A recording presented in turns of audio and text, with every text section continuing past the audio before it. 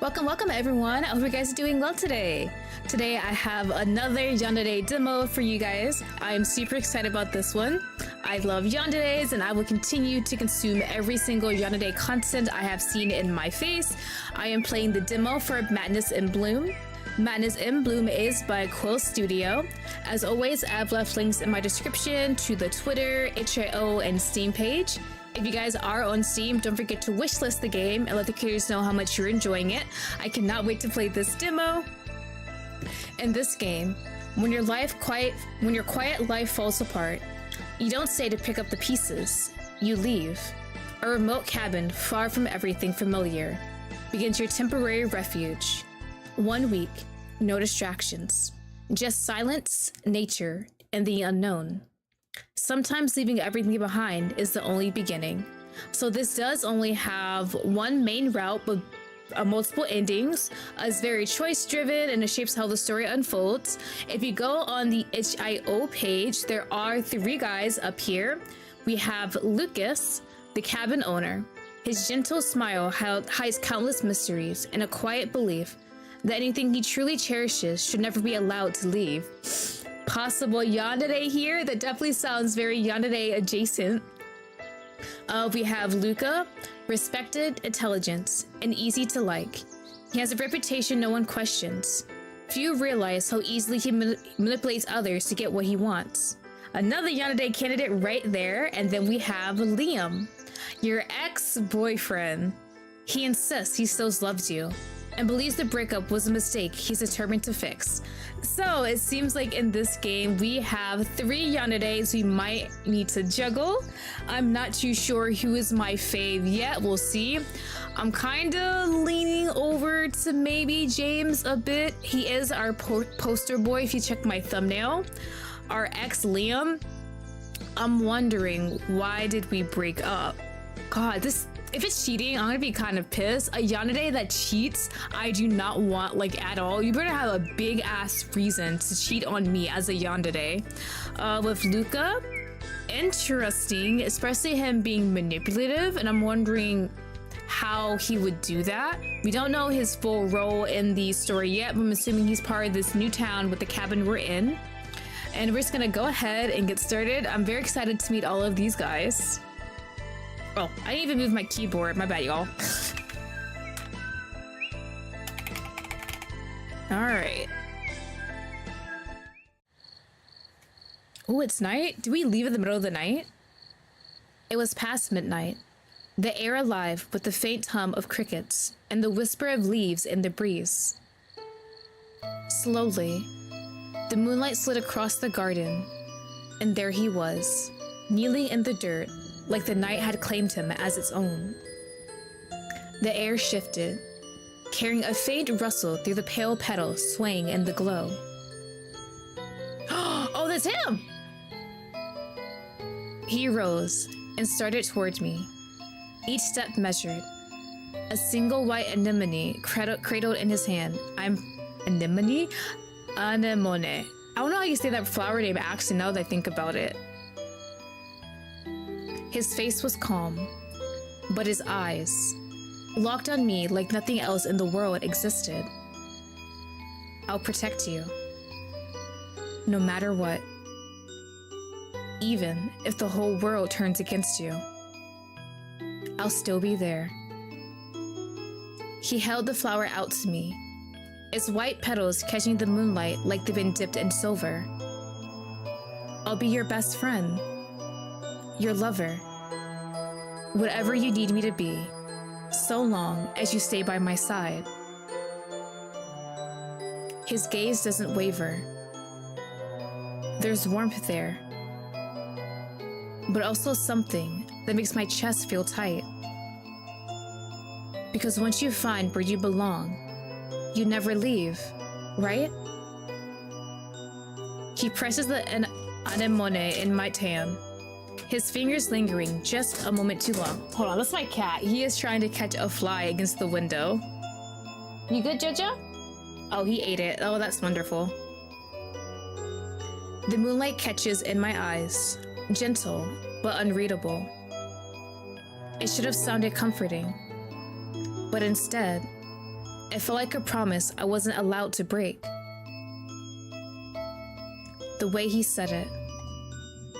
It made me wonder if he ever really let me go. How did it all turn into this? And what am I supposed to do now? If I don't even have a choice anymore?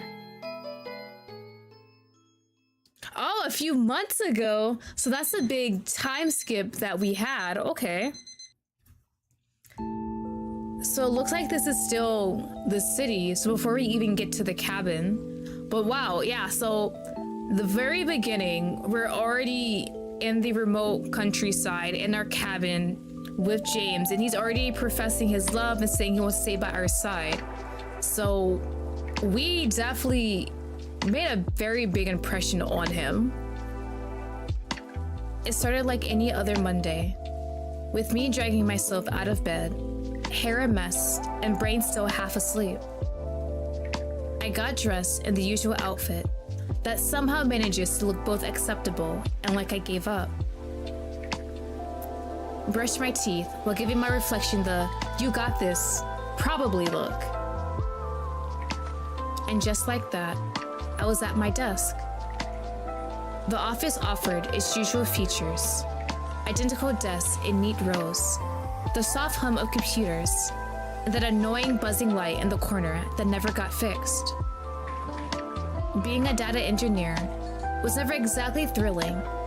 It's a lot of scripts, dashboards, cleaning up other people's messes, and try not to break anything in production. Some days, it's satisfying in that puzzle-solving way, but lately, it just felt like noise. The kind that fills your head, but doesn't say anything. I wasn't just tired. I was tired of feeling tired. Mentally cluttered, emotionally foggy, like I was running on autopilot, waiting for someone to wake me up. People always say you should follow your passion, but passion doesn't cover rent, or groceries, or internet bills. Oh no, wait, I did start. Oh my god. I almost had a heart attack. I thought I didn't start live properly, y'all. Oh my god, we're good. Holy crap. Jesus, we're good, we're good. Oh my god.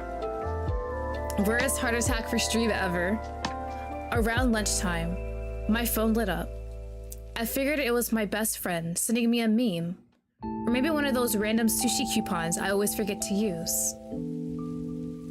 Just the usual stuff that makes a sad office lunch a little less sad. But no, it was from Liam. Oh, hey buddy, can I help you? Wait a minute! Okay, he was the one who asked to break up with me and now he wants to get back together. Oh my god, bro.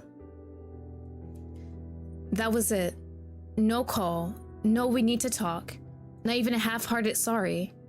Hey, I think we should break up. Sorry, I hope you understand.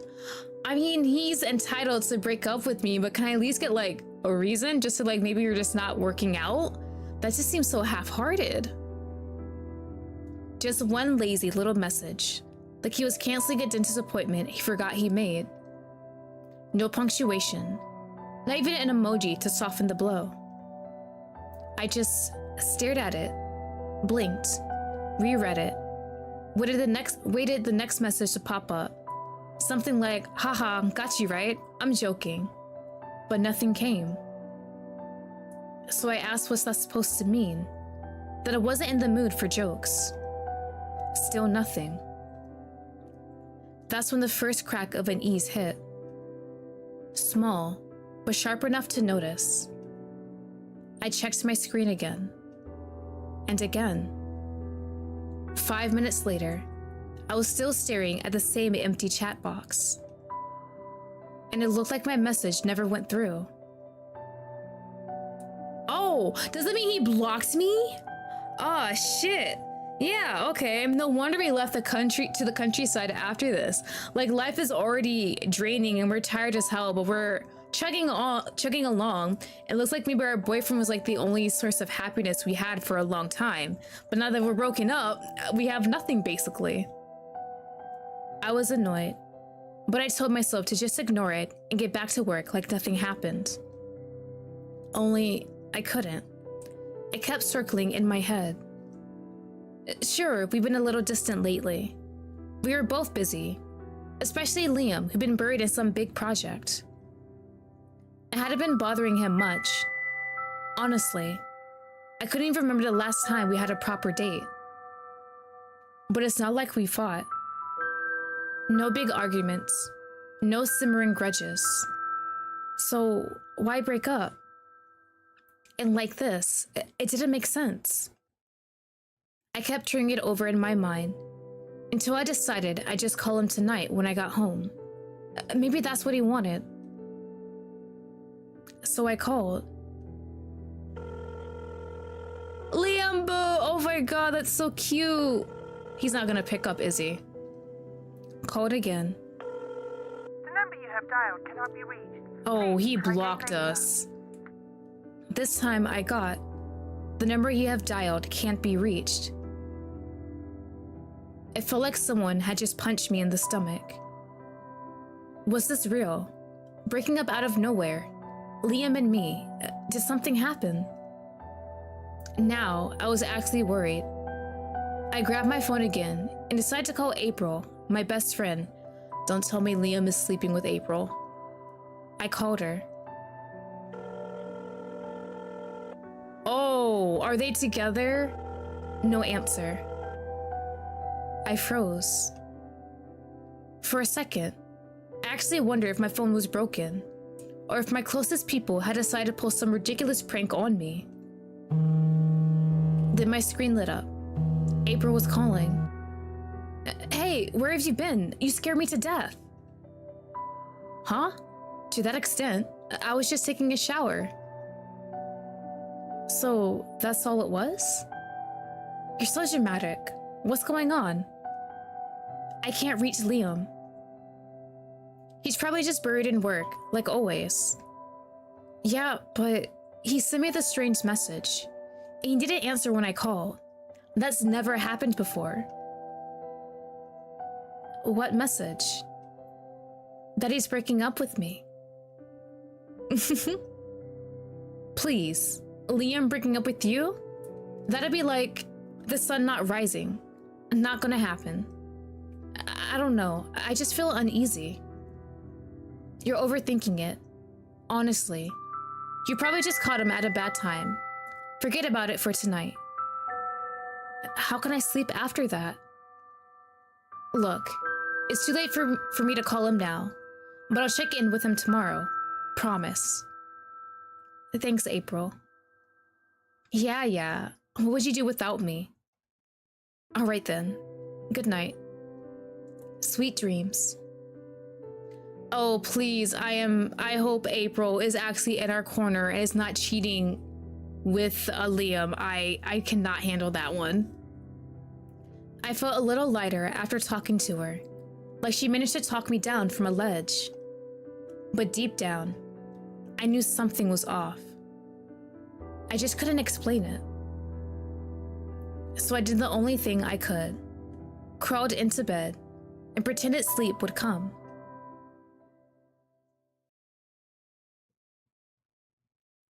Please, give me some happiness. Morning came too soon, and it didn't bring any answers. I tossed and turned all night, drifting in and out of this foggy half asleep that left me feeling like I ran a marathon in my head. My alarm felt cruel. I dragged myself through my morning routine, shower, coffee, the usual makeup that didn't even bother to hide the dark circles.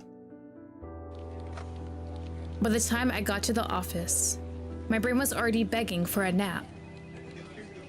We had a morning meeting, which I half listened to, pretending to take notes while actually staring at the same bullet point for way too long. When it ended, I spotted Clara, one of my favorite coworkers, packing up the last of her desk. She was glowing in that about-to-wake pop, her hand resting on her belly, like she was keeping a secret no one could possibly miss. Oh, pregnant? Today was her last day before maternity leave. So, This is it, huh? Your last day in the chaos. Yeah, honestly. I can't tell if I'm excited or terrified. Both is allowed. We chatted about baby names, how she couldn't wait to not check her work email for months. Then she tilted her head at me. What about you? You okay? You look a little off. Didn't sleep well last night, that's all. You look worse than I do, and I'm literally carrying another human. Wow, brutal. You should take some time off too. Seriously. Do you think Janice will let both of us vanish at the same time? Sure, she won't mind. Probably. We both laughed, and for a second, I actually felt lighter. I'm gonna miss you, you know. Miss you too, but you survived without me, I think. It didn't fix anything, but it made things feel a bit lighter for a while. Like I could breathe normally again. Yeah, we're definitely overworked. We need some time away from like the office, the hustle and bustle of the city, and just breathe some nice fresh air, actually touch grass. We ended up having lunch together in the break room, talking about random little things. Her excitement for the baby, the latest office gossip, even a few harmless complaints about the coffee machine. For a moment, it felt almost normal. Afterward, I was clearing my mug when my phone buzzed on the counter. Is it him? April, finally! What you got, girl? Hey, so how are you? Don't ask. Were you able to reach him? Yeah. Oh yeah, so he probably confirmed. Yep. Is he all right? So you're worried about him? April? Just tell me. I don't want to know. Can I not know? What did he say? The breakup. Is it real? Yeah, it is. Yeah. He said it is. For a second, I thought I misheard her. But she didn't repeat herself, and I didn't ask her to. I just sat there, staring at the wall like it might have the answers. That's it? He didn't mention anything else. Yeah, that's it. When I asked him why, he just hung up on me. Sorry, April. I dragged you into my mess. Forget about him. He doesn't deserve you. I have to get back to work. All right. I'll call you again later. It was like my brain had put out a soundproof wall between me and what I just heard. The words reached me, but they didn't land. No heartbreak. No fury. Just a dull, flat quiet in my head. I didn't even know what I was supposed to feel. Sadness? Anger? Betrayal? Nothing fit. So I went back to work, finished the day without remembering a single thing I did, and went straight home. I didn't eat. I didn't even try to distract myself. Just crawled into bed and let exhaustion win. April never called back or texted. Maybe she thought I needed the space. Or maybe she just didn't know what to say either. Last night didn't feel like sleep. It felt like I blacked out and somehow woke up hours later. I opened my eyes 2 hours before my alarm. The sky outside still pitch black. I'd skipped dinner, but I wasn't hungry. Just made coffee and hoped it might clear my head, at least enough to function. I go to the office early. Too early. Without nothing to distract me, my thoughts drift back to Liam. Back to us. If I was going to get through this, I decided I had to treat it like a problem to solve rationally. No drama, no spiraling. We met about 3 years ago, through mutual friends. That same night, he told me he'd fallen for me at first sight, that I was the one. Ooh, okay. That's a lot for your first meeting. He chased me for over a year before I finally gave in and said yes. So, how could he just end it like that? In a single message. No conversation, no explanation. So suddenly. No way. That wasn't him. It didn't fit. I stopped there, letting the thought in my head like an unanswered question, and buried myself in work. I ended up having lunch with one of my juniors from my team, Ethan. He's young, always smiling about something, the kind of person who can make even the Monday meeting sound exciting. Feels weird without Miss Clara, doesn't it? Yeah, it does. He's right. The office feels quieter without her. Not in the peaceful way. More like when you notice a picture missing from the wall. You barely touched your food. Everything okay? Just no appetite. He nodded, but didn't push. So, any idea who's taking her place? I heard someone's coming in next week. Hope they're good. Big shoes to fill. We both smiled faintly at that, then went back to picking at our food. 2 people making small talk to fill the gap Clara left behind. We went back to work, and then my phone buzzed. April? I thought it might be April, checking if I was still alive, or just miserably surviving. Is it Leo? But no. Oh, who's Tasha? Tasha, an old friend from college I hadn't spoken to in years. If she has info about Liam, it better be good info.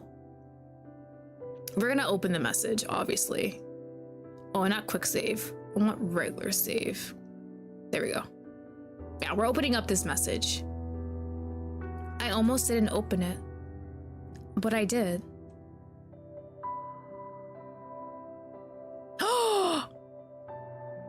Oh shit!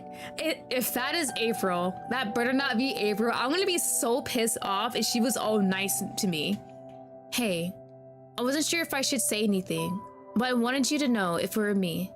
What is it? There they were. Liam, do not say April. And that lying bitch!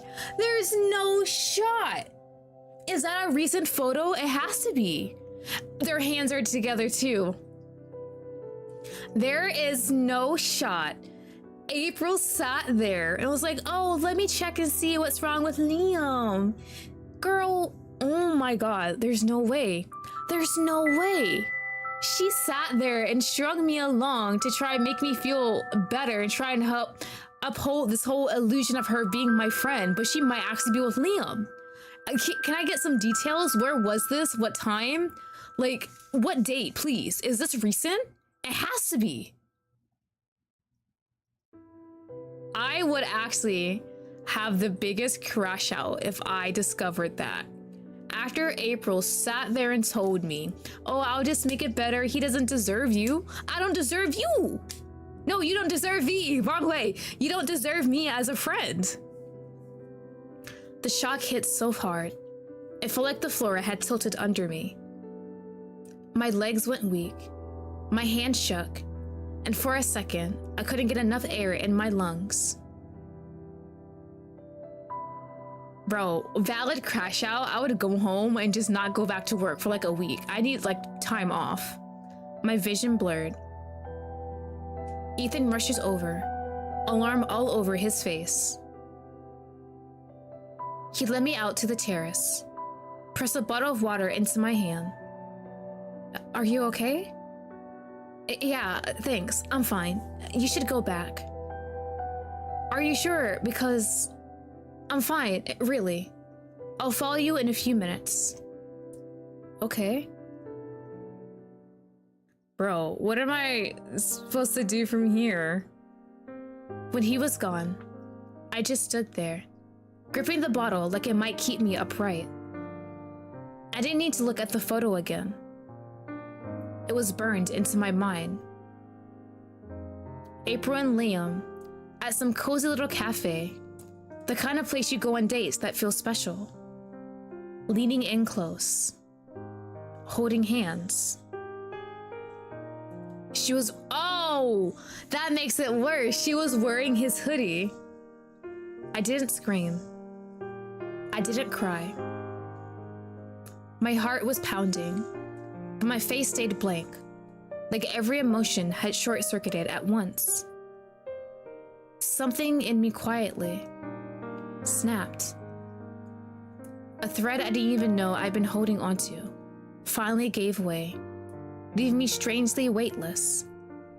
Why? Why April? Why you out of all people?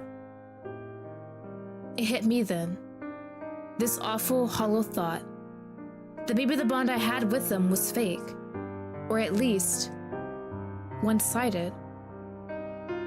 They said they loved me, said they cared. I trusted them. I would have given them everything. So why did I deserve this? I couldn't bring myself to call April.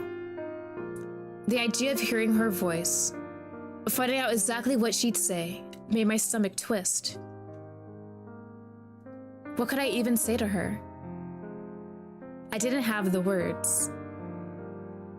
All I wanted at that moment was to disappear. I went home early, not wanting to think about anything.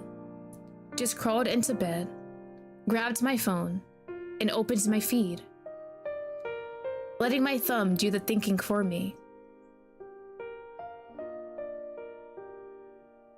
Vacation ads, cooking videos, yoga girls on cliffs, people getting engaged, having babies, adopting dogs that somehow eat cake like little humans.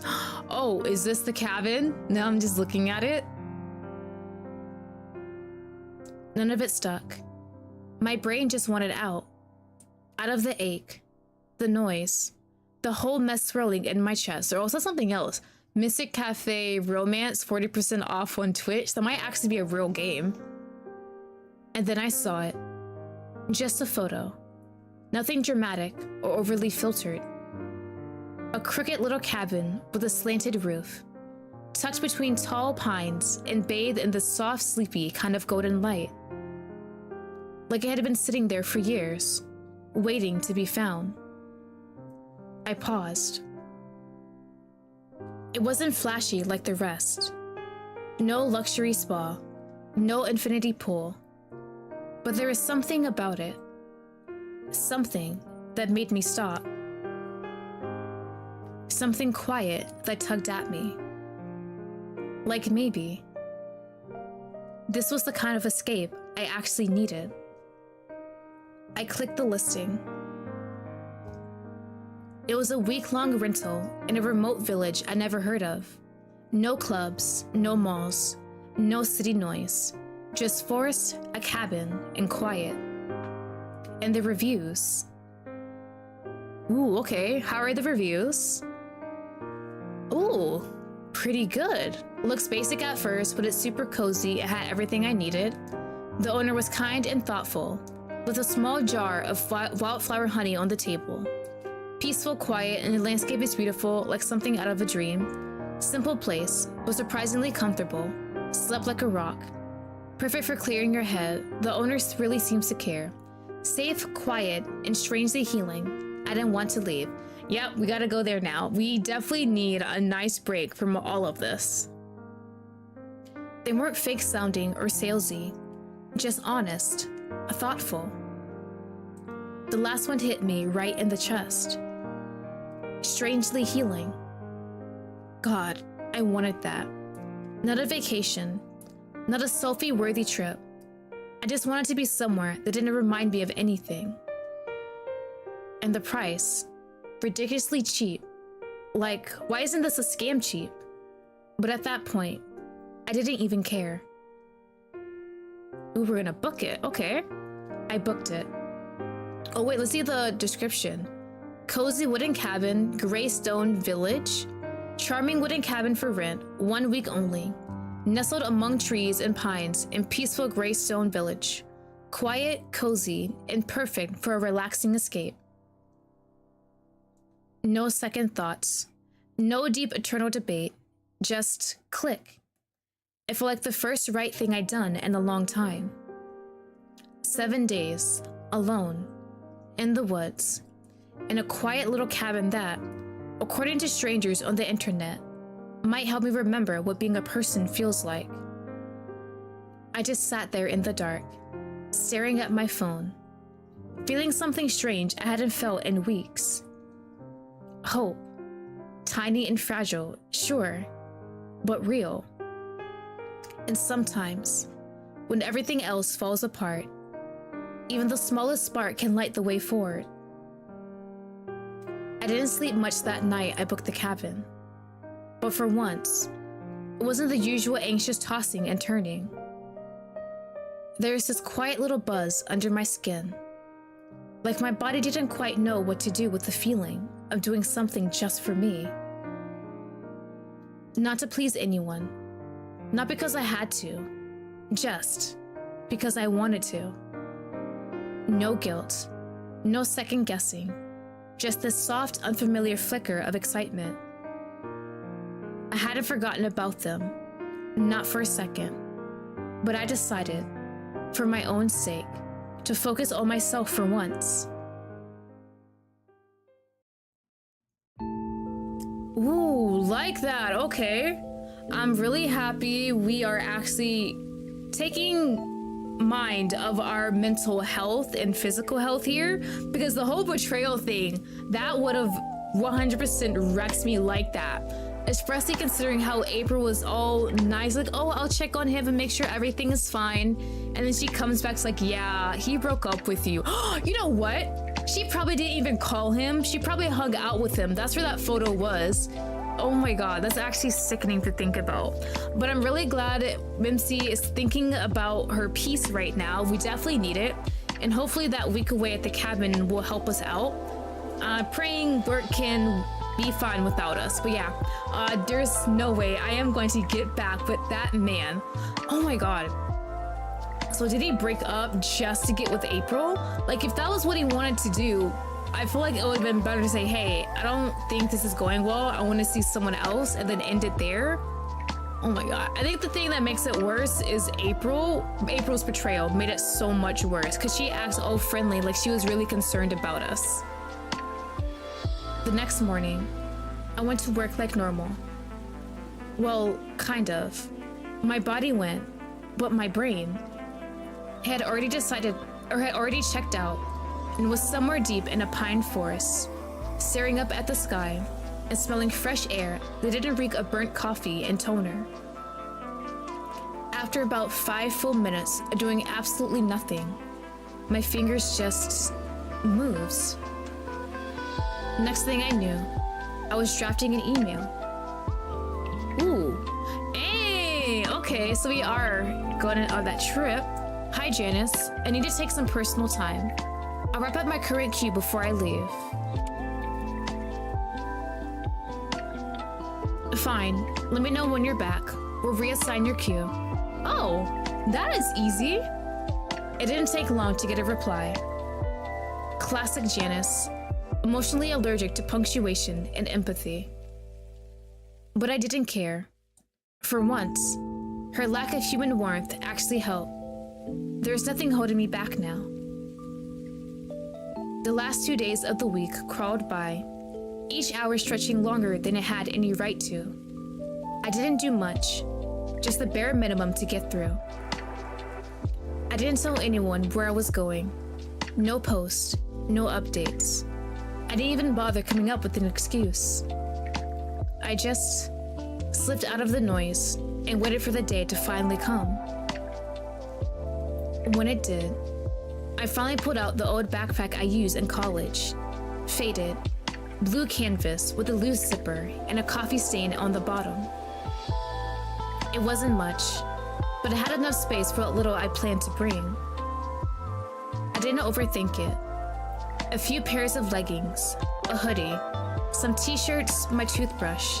I added my journal, just in case inspiration decided to strike somewhere between the trees.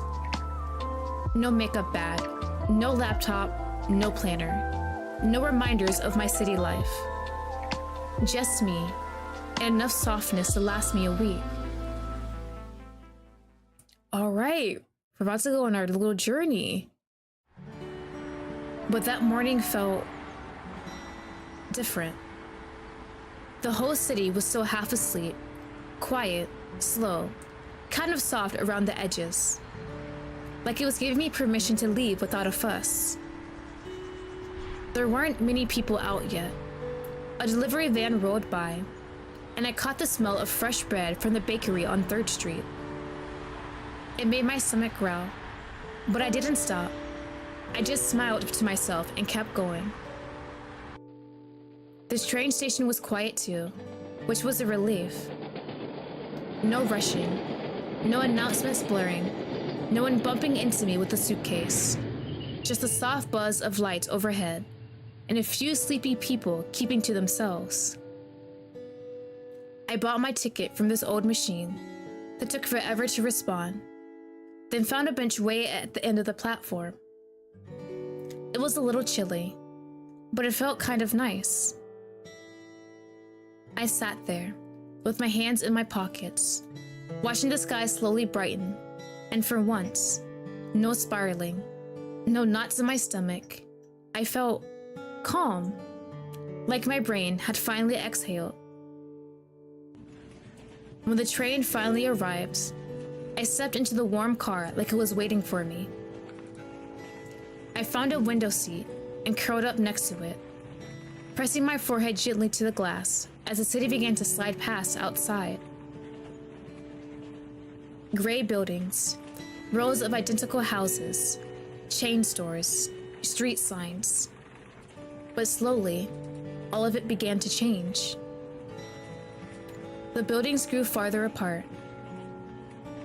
Then they shrank. Then they disappeared. Sidewalks turned into gravel paths, and office parks turned into barns and tall windows and tall wind-blown glass.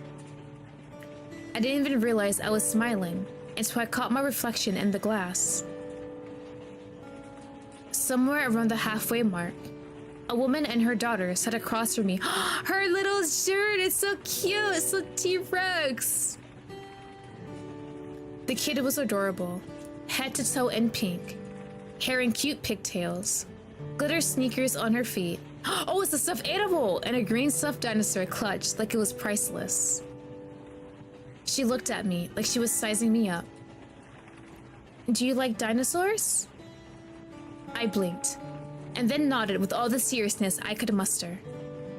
Absolutely, who doesn't? Dinosaurs are awesome. This one's Pickle. He's a herbivore. He likes peanut butter. Well then, I think Pickle and I will get along just fine.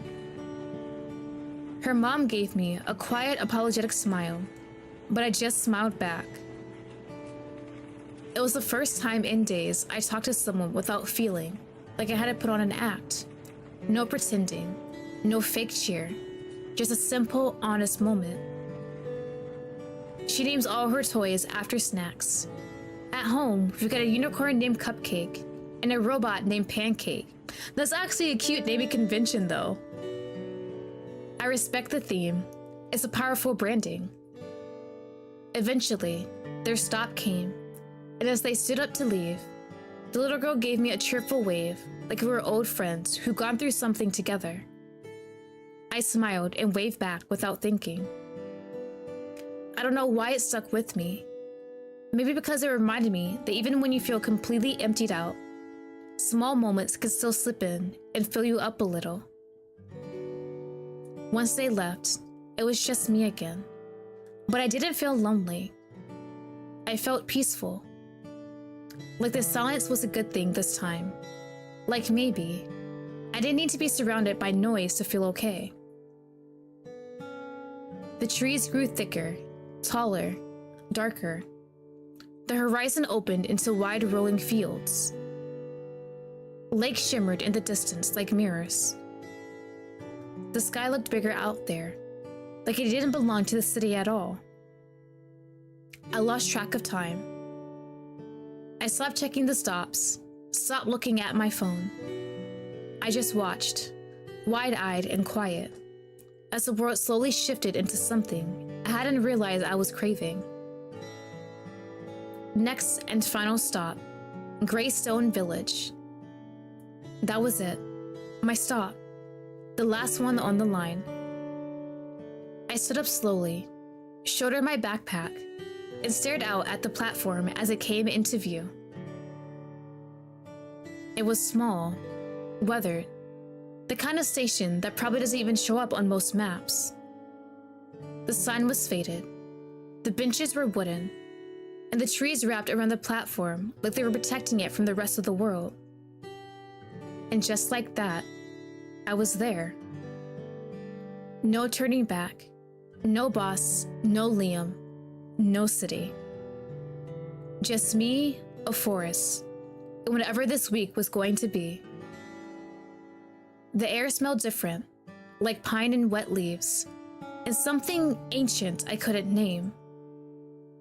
I took a deep breath, the deepest one I'd taken in what felt like years. And for the first time in a long time, I felt like maybe I made the right decision. And there it goes. The train pulled away behind me, slow and quiet, until I couldn't hear it anymore. I just stood there for a second, holding onto my backpack and looking around like someone who had no idea what they were doing. Because, well, I didn't. It was really quiet, peaceful. Then I heard footsteps crunching on the gravel. Up ahead, I see an older man in a dungarees and a cap, looked like it had been through a lot. He leaned on a cane and gave me a look, kind of amused, kind of curious. Lost, are you? A little bit. I guess I didn't really have a plan besides rent the cabin, leave the city, and get to the cabin. I don't know how I'm supposed to get there. I gave him an awkward half smile. The kind you give when someone just read your mind in public. Is it that obvious? Well, you've been looking at the trees like they're supposed to give you directions. Not many new folks come out this way. He didn't seem threatening, just local. The kind of person who probably knew everyone in town and still mailed letters by hand. I felt weirdly reassured. I'm renting a cabin for the week. It's supposed to be near the woods, run by someone named James. Ah, James' place. You're almost there then. Just keep walking down the road. You'll come to a fork. Turn left. He pointed down the misty path ahead, slow and steady, like he'd done this 100 times. If you turn right, well, let it take you toward the old grazing field. Nothing much down there these days, unless you like watching the weeds grow. Left it is then. Thank you. You'll know you're there when you smell pine and see that crooked fence. Can't miss it. I thanked him, pulled my backpack up a little higher, and started walking. The dirt path felt dry under my sneakers, and everything around me was quiet, but not in a bad way, just calm, peaceful. We take the left. After walking for a bit, maybe 10 minutes, I reached a fork and slowed down. It's always left for save though.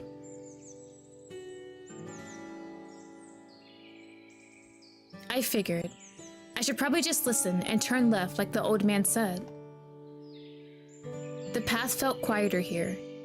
The air smelled fresh, and I could hear the wind gently moving through the trees above me. It was nice, peaceful in that way where you start to forget you're even walking.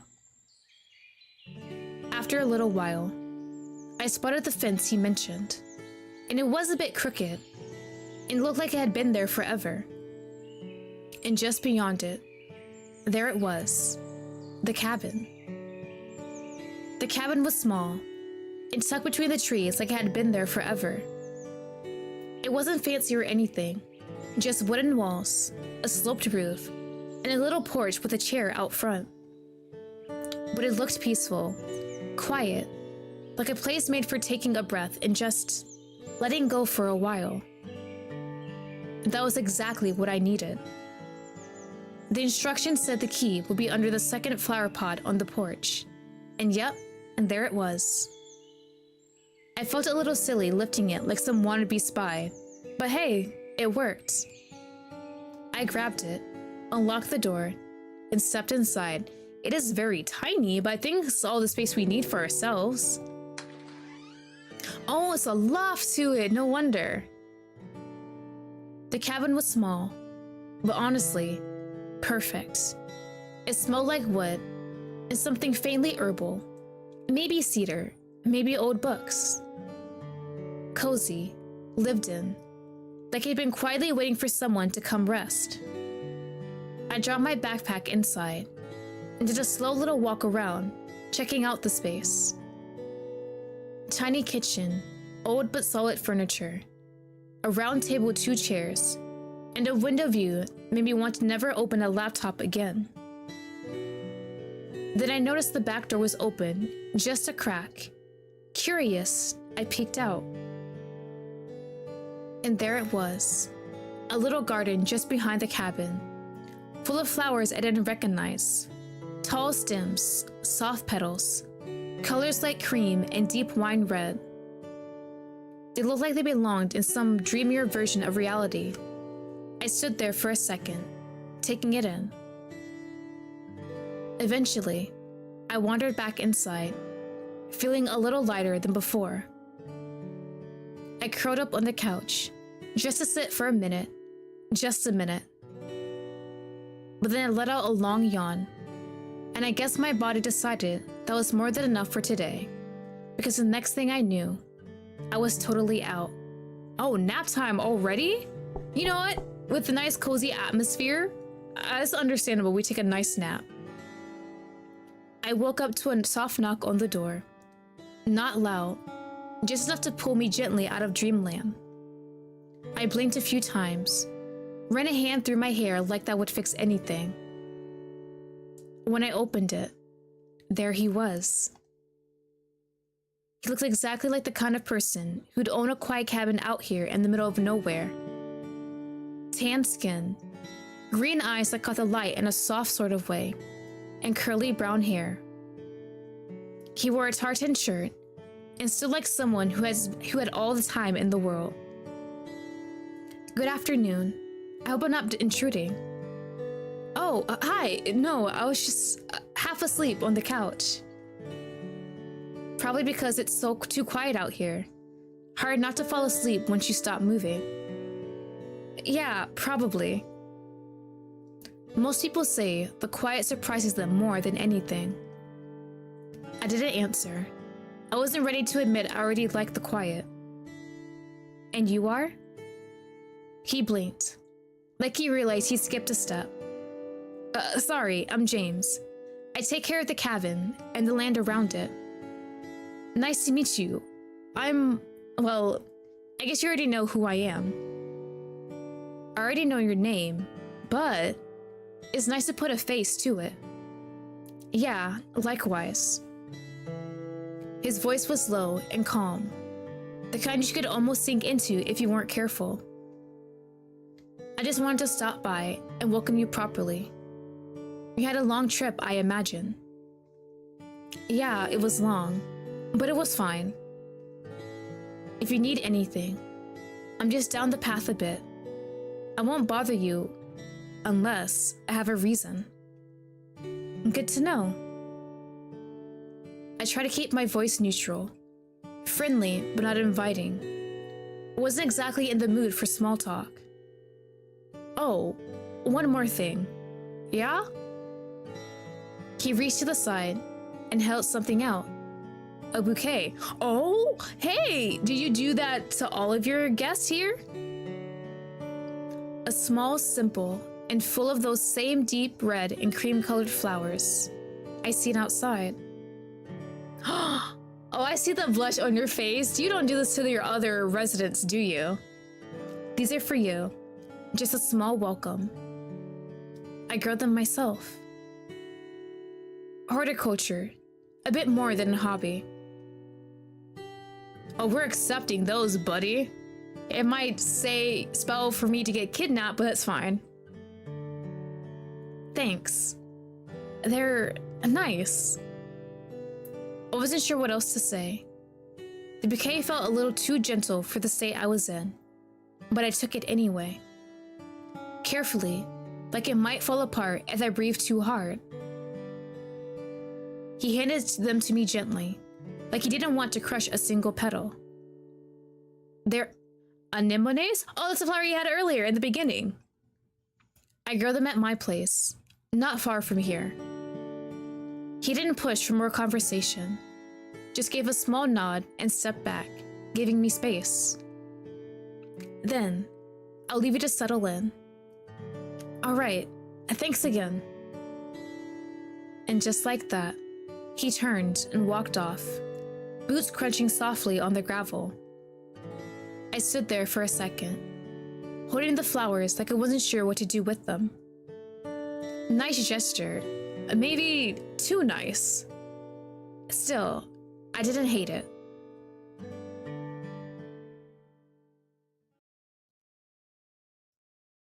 Oh, prologue is done. The end before the beginning. All right, we got through the prologue. MC is not having the best life so far, but thankfully we found the the ad for the cabin rental. We're out here for a week. We're gonna enjoy ourselves, the sun, fresh air, nice, quiet, peaceful, away from our best friend betraying us and going with our ex-boyfriend now. I'm still not over that. Oh my god. Liam is a total cutie. He is very nice so far, just coming to say hi, give us some flowers. Based on the blush on his face, I do not believe he has given flowers to the other patrons who come here and rent the cabin. It's a bit suspicious here. Another thing, at the very beginning of the game, when we had the scene with him, when it cut to a few months later, how long have we stayed at this cabin? We're only renting it for a week. So what is the timeline between that? Are we staying longer than the week? Does he somehow convince us like, yeah, you know, if you want, you can stay a bit longer. I don't mind. I won't charge you type of deal. But I guess we just have to see and continue because bro is definitely going to somehow convince me to stay.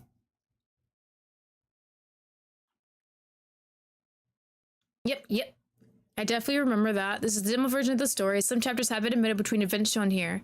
So this chapter does not directly follow the previous one.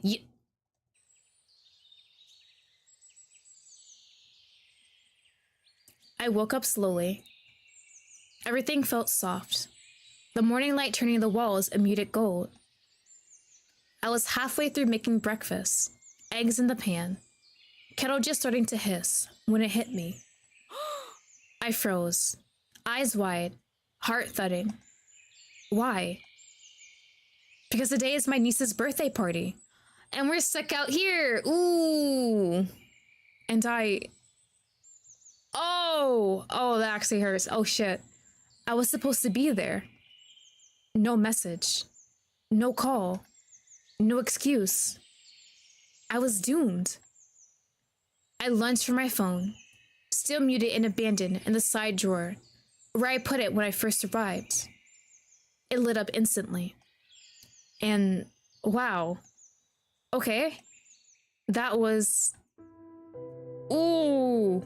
A lot of missed calls. Not from my sister. No. If it's April or Liam. Why are you calling me? You broke up with me. All from my ex. My thumb hovered for a second. I stared at the screen like it might bite me. My chest tightened. That familiar restless flutter. But I forced myself to look away and focus on what mattered. My sister. Deep breath. Call. I am so sorry. I'm so sorry. She picked up quickly. Cheerful and completely unaware, I've basically been gone for a few days now. Hey, you. I was just starting to think you've fallen off the planet. Yeah, that sounds about right. Yeah. Kind of did. I needed a break. I'm sorry I didn't say anything. There was a pause. One of those quiet ones where you imagine the other person raising an eyebrow. Well, you're calling now. That's what matters. Want to talk to the star of the day? Please? I heard some rustling, then the phone got passed over. Auntie! Sophia, I'm so sorry I am not there. I promise I'm gonna make it up to you when I get back to the city. Hi, birthday girl. I'm so sorry I'm not there today. I really want it to be. It's okay. Mommy said if you're not here, then you must have a good reason. I'm gonna cry. We have the best relationship with our sister and niece. So it's okay. I blinked hard and looked out of the window, smiling despite myself. She's 5. How do kids just know what to say? I miss you so much, Munchkin. I'll make it up to you. Promise. You better. I saved you a cupcake. Oh my gosh, she's too sweet. I don't deserve her as a niece. But I'll eat it if you don't come. The threatening, I'll make sure to be there for my cupcake. Hey, that's not fair. At least save me a bite. Okay. But only a small one. Deal. Happy birthday, sweetheart. Thank you. Come next time, okay? I will. I'll come see you soon. When the call ended, I just stayed there for a moment, sitting on the edge of the bed, phone still in my hand. Then I remembered. The other thing. Oh, right, Liam. The ex. The unread messages. I didn't open any of them. I'm curious, can I look at them myself though? I didn't even read the previews. My chest already felt too tight. I didn't need to make it worse. So I turned the phone face down on the table and walked straight out of the door. The air hit me like a reset button. Cool and light, carrying a hint of earth and pine. I wrapped my arms around myself and drifted toward the path, needing to just be somewhere else for a while. And then I saw him. James. Oh, looking at him makes my day so much better. He was further down the trail, walking like he always did, calm, unhurried, a small basket hanging from one hand. I didn't even think. My feet just moved, then jogged, then kind of ran. Not very gracefully. James! He turned as I reached him, his expression unreadable, but not unkind. Everything all right? Yeah. I wanted to say good morning. Since we read into each other. The second I said it, I felt how awkward it sounded. My voice stumbled to the word ran, heat creeping up my back. Right. Morning. Good timing. I was heading up the ridge. Thought I'd gather some wild herbs. Wanna come? Oh. I don't know. I'm not exactly in my hiking era. I'd probably slow you down. You just ran half the trail. He said it with the faintest flicker of a smile. Amused at that calm way of his that made it hard to tell if he was just teasing or just being accurate. I hesitated, just long enough for the wind to tug at my sleeve, like even the forest was nudging me along. All right, I'll come. But if I fall on my face, you're not allowed to laugh. I won't. He didn't say it like a joke, just a quiet promise. He waited while I went back to grab a jacket and stuff a water bottle into my bag. I wasn't sure what I just agreed to, but part of me was kind of glad I had. It felt nice to say yes to something without second guessing, especially when all I really wanted was just a little quiet in my head. The trail wasn't too steep, but it still made me feel like my lungs weren't used to doing anything besides shallow death sighs. James didn't rush though. He walked just ahead, setting an easy pace, occasionally pointing out herbs and wildflowers. It was nice. The kind of nice that makes you forget your legs are starting to complain. When we finally reached the top, I stopped in my tracks. The view was... I didn't even have the right words. The whole valley opened up in front of us like a storybook. Trees, rolling hills, a slow river winding through the fields. It looked like something people paint when they want to feel peaceful. Wow. Not bad, huh? Do you think, would it be okay if I yelled just to hear it echo? Go ahead. I let out a small, nervous laugh, then took a deep breath. At first, I just yelled something silly. Something like, hello! Because what else do you even yell from a mountaintop? Then, without thinking, the words change. Oh no, is it venting? Not what I meant to say. Ooh, yeah. Yeah, that hurts. But it's good to get all of this out here. How could you do this to me? Was I just a joke to you? Fine. Go. Be happy together. James, please don't say anything. I'm done. It echoed back, distant and hollow. I couldn't tell if it sounded like agreement or something else entirely. I covered my face before the tears came. Big, ugly, unexpected ones. I crouched down, curling in on myself like I could hold it all in. James didn't say anything. He didn't ask what was wrong or to move me or move to comfort me. But I could feel that he hadn't walked away either. He stood nearby. Close enough I could feel it, far enough to let me breathe. I don't know how long I stayed like that. Eventually, the tears slowed. My breathing steadied. The wind felt cooler against my face, and the world stopped spinning quite so fast. Footsteps, soft against the grass. Then James knelt beside me, not quite close, but near enough. He held out the water bottle I packed earlier. You should drink something. Stay hydrated.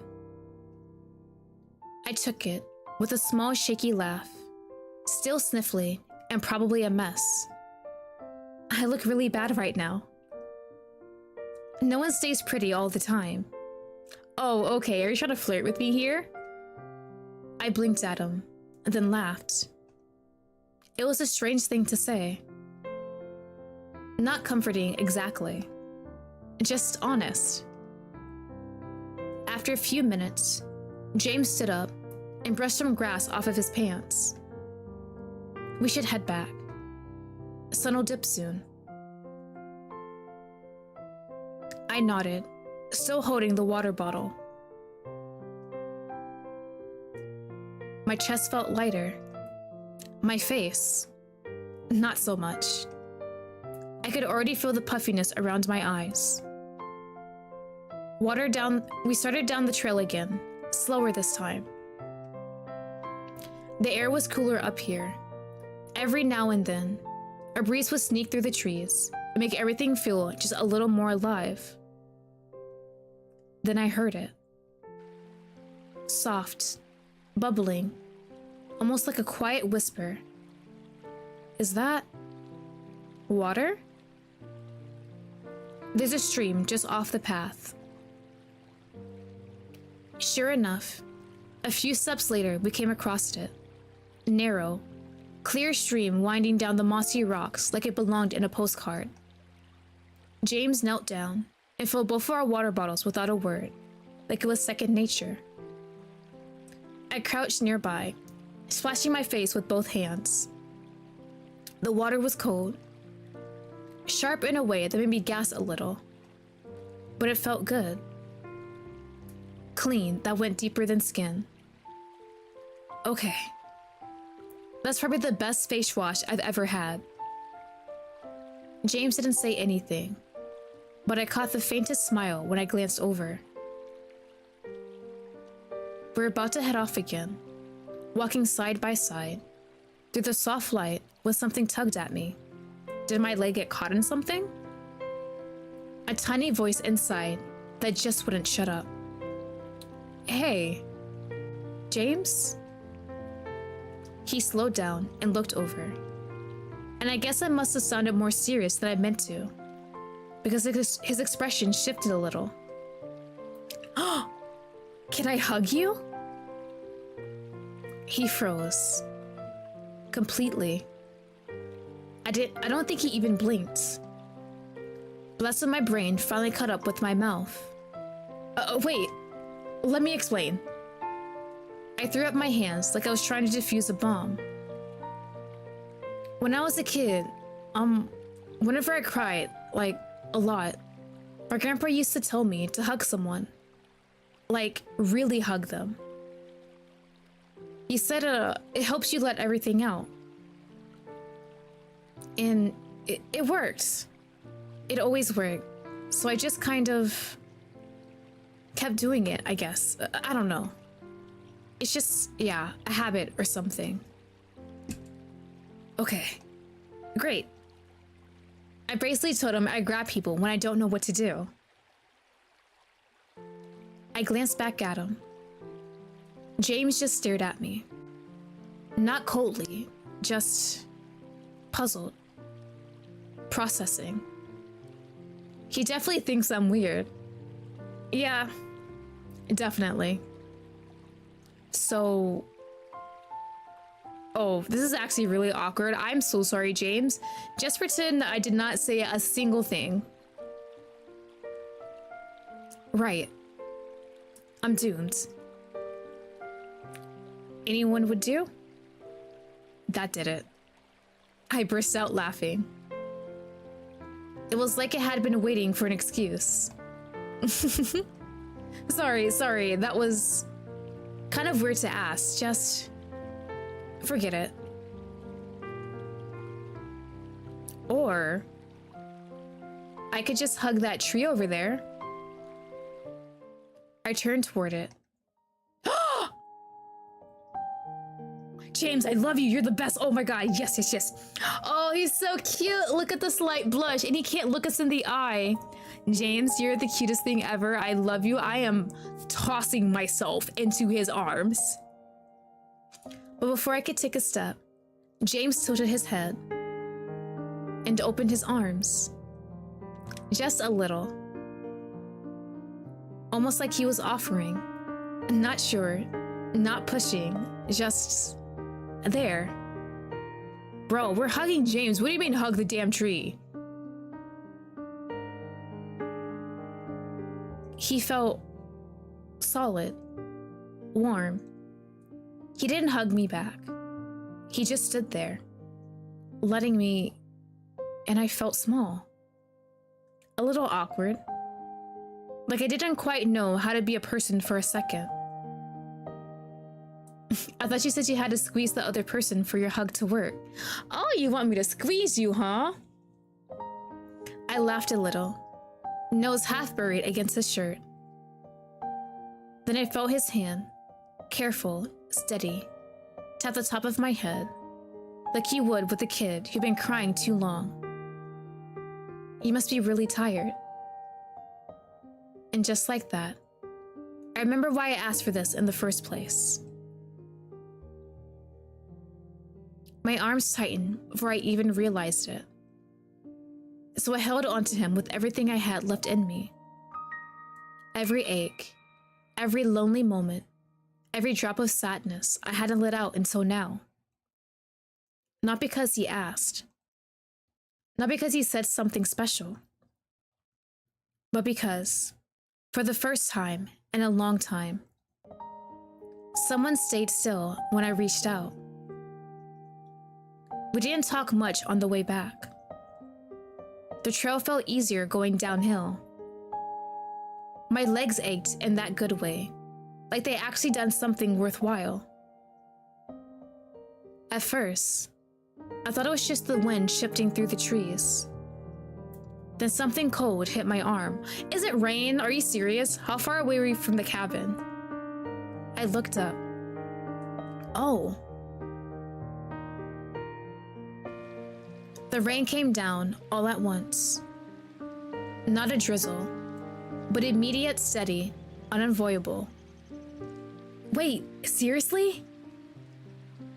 We should probably move. This was all the warning I got before start warning.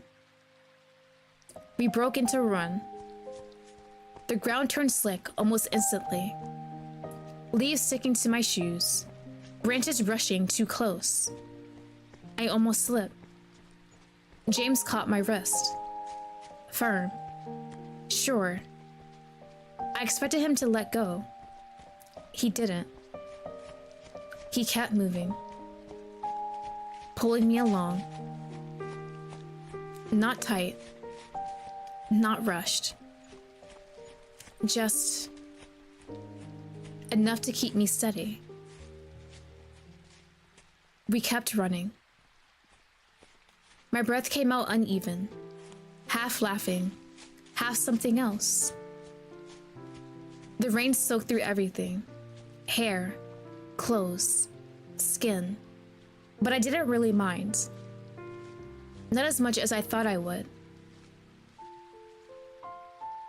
By the time we reached the cabin, the rain was coming down in sheets.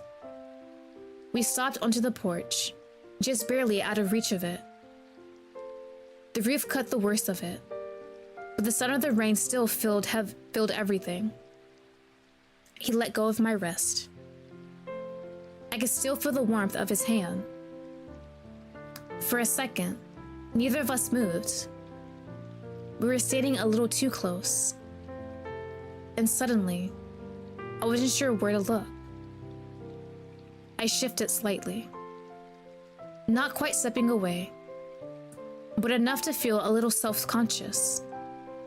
Wow. That came out of nowhere. You said, oh, wait, can I get his shirt off though? Or maybe make it a bit see-through? You should go inside. You'll get cold. What about you? I'll head back. What? Right now. It's still pouring. All right. I'll wait a little bit. I glanced out at the rain. It kept falling relentless, loud, filling the silence between us. Aren't you going in? Huh? That caught me off guard. Was I supposed to just go in? I'll stay a bit longer. It's kind of nice. Watching the rain, I mean. I can't just tell him I'd rather linger a little. He didn't move. Didn't repeat himself. For a moment, neither of us said anything. We just stood there, listening to the rain. And then, suddenly, bless you. I quickly rubbed my nose, embarrassed. I glanced at James. He just smiled. I should get going. But did you just walk out in the rain? Bro, at least grab like a jacket or something. He didn't stop. He just kept walking. No rush this time. even as the rain soaked through him. I kept watching until he disappeared from view.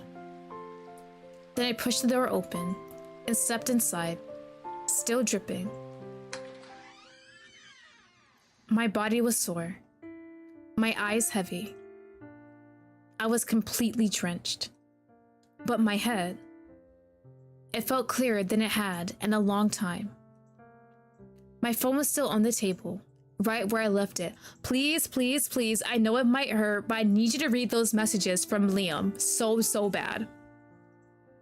Missed calls, unread messages, waiting. I stared at the screen for a second. Then I turned it face down. I'll read them. Eventually. Just not yet. Not here.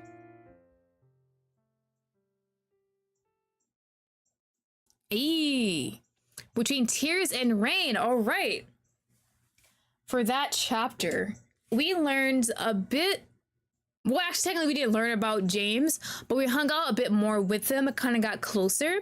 I'm so happy he actually indulged me with that hug. That was the cutest thing ever. We love this man. Obviously, something is going on with our ex Liam for him to just call and text like crazy after all of this time when he didn't even want to message us back or answer our calls when he broke up with us. So I'm wondering if it's maybe guilt. He's thinking, you know what? I shouldn't have broken up with you or something like that. I wonder if someone told him that Tasha sent that photo of him and April to me. And now he's kind of panicking because he never gave us a reason to why he broke up and April never said anything also. So either regret or he's just trying to be like, hey, look, I didn't mean to cheat or something like that. Maybe try to gaslight us. But I guess we'll have to see. Yep, as you said before, demo version. Not everything's full. We're going to continue.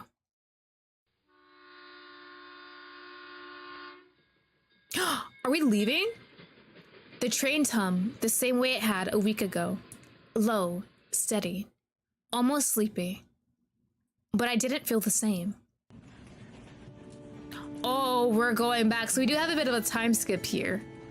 I was bracing myself for it. The familiar post-vacation drop. That, oh God, I have to go back to my life feeling. That tight chest. The quiet countdown to reality catching up. Instead, I felt lighter. Not healed. Not fixed. Just less heavy. So we do go back home, but something prompts us to go back to the cabin and see Liam, or Liam somehow finds us. Not Liam. James, not Liam. Liam's the horrible boyfriend. Like something small was taken out of me without asking. A weight I didn't notice until it was gone. I rested my head against the window and watched the countryside slip past in long green strokes, blurred by speed. Fields. Trees. A few stubborn houses too close to the tracks. Gray stone shrinking behind me, piece by piece, until it's just a name again. I went there to be alone, to disappear for a week, to try, at least, to put myself back together. Maybe cry dramatically into a pillow. Maybe pretend Liam and April never existed. And somehow, I end up enjoying myself more than I thought I would. Moving around, the forest, the mountains, sometimes alone, and sometimes with James. I kept replaying the memories in my head, quietly, over and over, until I fell asleep.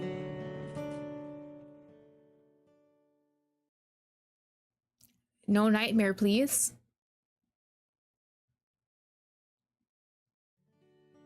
I only noticed the train slowed when the door slid open and people started moving around me. Wait, I checked my phone. An hour and a half. Gone.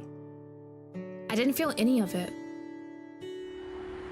By the time I got back to the city, it didn't feel any different. Still loud, still rushing, still moving like I was never gone. I grabbed a few groceries on the way home, threw something vaguely edible together for lunch, then headed straight to my apartment. No detours, no overthinking. The moment I was inside, I kicked off my shoes and threw myself into the bed like gravity had finally caught up with me. Then, muscle memory, I reached for my phone. Old habits die hard. Please, please, please read the messages. I am begging. I need to know what Liam has said. Liam's messages were still there. Give me the option. Unread. Give me the option. I swear to God. I stared at them for a second. Oh my God, please. Torture me and let me read. Not yet. I still wasn't in the mood to open that door. I considered deleting them, but in the end, I just ignored them again. Let them sit there a little longer. They weren't going anywhere. Instead, I should call Elena, my sister. It was kind of urgent. I had skipped the birthday party, and I promised Sophia I'd come to see her as soon as I could. I didn't really have the right to put it off. Not this time. Hey sis, how are you? Are you home today? Yeah, why? I was thinking of coming by. You know, for my favorite niece. I still haven't given her the gift I got her. I'm already late enough as it is. And she laughed. Sure. But don't forget the strawberry cake you promised. Of course. How could I forget? My sister lived nearby. Normally, I would have taken the subway. It was only 2 stops. But that day, I decided to walk. The park near my apartment was busy in that familiar, comfortable way. People walked their dogs. A few joggers passed by with determined expressions. Families were spread out on the grass. Kids running around while someone called their name every 30 seconds. There were birds too. Not as many as in Greystone's forest, but enough that I noticed them. I should come home more often, I thought. A walk after dinner sounds like a reasonable goal. Achievable. Something even a total beginner like me could commit to without making it a whole thing. By the time I reached my sister's place, I was slightly out of breath, but feeling okay. Hey girl, you're finally here. Yes, I am. It's good to be back. I hope you're doing well. You took your time. Yeah, I walked. Sounds good. Where is my niece? I stepped inside and looked around. So, where's my little angel? She usually come running when she heard my voice. What do you mean she's not home? She went out with her uncle. I blinked. What? I came here specifically to see her, and you knew that, so you want to talk to me, don't you? You should have told me. So you could have gone with them? She was clearly teasing me. Of course not. I probably wouldn't have come. She stared at me. Huh? Then she squinted. Can you even pretend? Can't you even pretend you're visiting your sister and not just your niece? I'm still here though. She sighed dramatically, but smiled, and we moved to the living room. She brought tea, warm and familiar, and sets the cups down between us. Are we gonna tell her everything that's happened? After a moment, she looked at me more carefully. So, why didn't you come to the birthday party? I took some time off. Wow. Really? You must have been pretty burnt out. I nodded slowly, and after a hesitation, I added, and I broke up with Liam. Oh, that shocked her. What? What happened? I thought things were going well between you two. I looked down at my tea. I couldn't tell her. Not the truth. Not about the cheating. Not about April. She'd be devastated. Probably angry enough for both of us. Nothing big. My cat, hold on. You gonna walk, buddy? Walk, walk, walk, walk. There you go. We just grew distant. I didn't think we were meant for each other. That's all. She didn't respond right away. Instead, she shifted closer and gently pulled my head against her shoulder. I froze for a half second to let myself relax. I hadn't realized how much I needed this. How good it feels to be held without having to explain anything. She glanced up. You should stay for dinner. It's okay. I said it automatically. Sophia won't forgive you. I mean, she'd love it if you just stayed. I sighed, already defeated. You got me. Of course I'll stay. I ended up helping in the kitchen. We decided on chicken curry. Oh, that sounds so good. As soon as the smell started filling the room, something familiar settled in my chest. We used to eat this all the time when we were kids. One of those dishes that somehow survived every phase of our lives.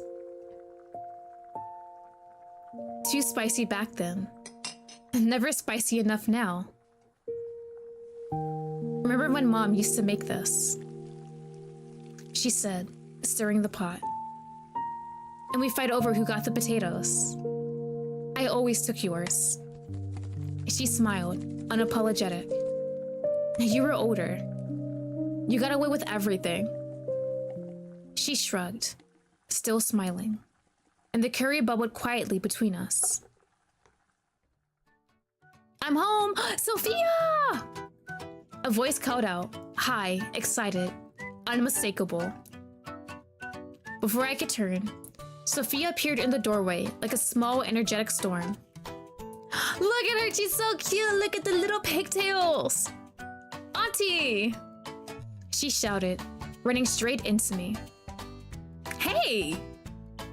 I barely had time to put the knife down before I was crouching, arms full of a 5-year-old. Happy birthday, my favorite person. Oh my bad, I'm sorry. You're late. She pulled back just enough to look at me seriously. I know. I'm sorry. She studied my face for half a second, then smiled wide. I'm so happy you're here, Auntie. Me too. And I mean it. I hadn't expected this to make me this happy. While I was still kneeling there, arms loosely around her, I noticed someone else in the doorway. Luca! Oh, that's our other guy! He was standing there with his jacket still on, like he'd frozen mid-step. His eyes were a little wide, and for a second, he looked more surprised to see me than Sophia had been. I spoke first, still crouched on the kitchen floor. Hey! A long time. Yeah, why is it awkward between us? Hey. We had met before. Family gatherings. Holidays. Moments that blurred together over the years. He was my sister's brother-in-law, technically. Ah, okay. Family, but not by blood. Oh, that's gonna be delicious. That's gonna have some drama there, isn't it? Familiar, but not close. We had never really talked. Not properly. Even though we were about the same age and worked in the same field. He always gave off that quiet, introverted vibe. That kind that read as don't talk to me, even when it's not meant that way. Sophia slipped out of my arms and immediately grabbed his hand, tugging him toward me. Auntie, this is Uncle Luca. You know him, right? Of course I do. Jojo. Bro, Jojo. You cannot catch the fly. Don't get your claw stuck. Oh, I actually think he caught the fly. Okay. She turned to him, eyes bright. And you, uncle? Do you know auntie? He looked at me when he answered, his smile softer now. Yeah. Just that. But the way he looked at me, felt like recognizing someone you hadn't seen in years. Like he remembered. Of course they know each other. I'm glad we have a cute little happy family for ourselves. Isaac-kun, hello, welcome. Thank you for stopping by. I appreciate it. I hope you're doing well today. Even before you were born, Sophia. Really? Oh, okay. Since Luca is our sister's brother-in-law, we definitely have seen him for a while. Sophia's 5, so we at least known him for 5+ years at this point. She looks at us, like she's trying to imagine a version of the world without her in it. Dinner's ready. Go wash your hands. Yay, I'm so hungry. She ran off, already halfway to the bathroom. Are we gonna have a moment with Luca? Luca and I exchanged a brief glance. Then we followed her to the table. Dinner stretched longer than I expected. Sophia talked. A lot. About things that were apparently very important. That's children for you. Some of it made sense. Some of it didn't. I'm really happy because they... Oh, happy birthday! Happy birthday! Hopefully you get a nice and yummy cake if you eat cake and get lots of presents. There were hand gestures involved either way. Wide and dramatic. Nearly knocking over her glass at least once. Luca listened like every word mattered. He asked questions. Not the hurried kind. Not the that's nice kind. Real ones. The kind that made Sophia pause and think before answering. Like she was being taken seriously instead of humored. Since when had those two become so close? I almost felt a little jealous of Luca. Elena watched them with a quiet amusement, occasionally stepping in to remind Sophia to eat instead of narrating. I mostly listened. There was something soothing about it. Being at a table where nothing is expected of me beyond showing up. Just be included by default. Auntie, you know, I went to the planetarium today with Uncle Luca. Oh, so how was it? It was so pretty. The stars were shiny and beautiful. Uncle Luca said that in the summer, we'll go camping, and we'll be able to see lots of real stars. Oh, that sounds fun. She looked at me hopefully. You'll come too, Auntie? Camping? I guess I'll go camping. I'm not really a camp person. That caught me off guard. I didn't want to make a promise I wasn't sure I could keep. Luca looked at me then, that soft smile appearing again. Bro, he's trying to get me roped into this too. It would be great if you could make it. I don't think I have gifts or cake. Oh, I'm sorry to hear that. I'm sending you all the virtual gifts and cakes. For a second, I almost said yes. I mean, how do you even refuse him when he says it like that?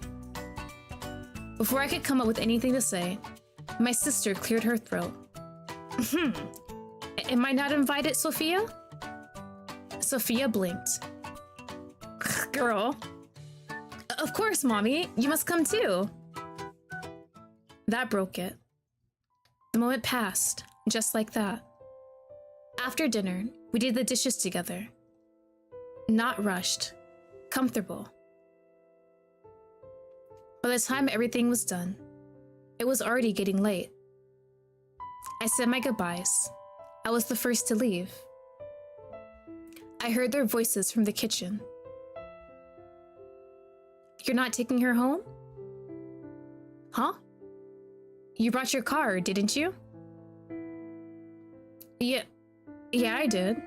Oh, you don't want to take me home, buddy? I'll go then.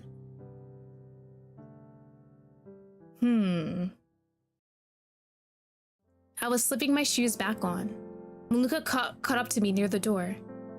Hey, I subscribed to you. Thank you. I really appreciate it. Are you heading home? Yes, I am. I nodded, adjusting my bag on my shoulder. Then I'll be going. I actually brought my car. I can take you home if you like.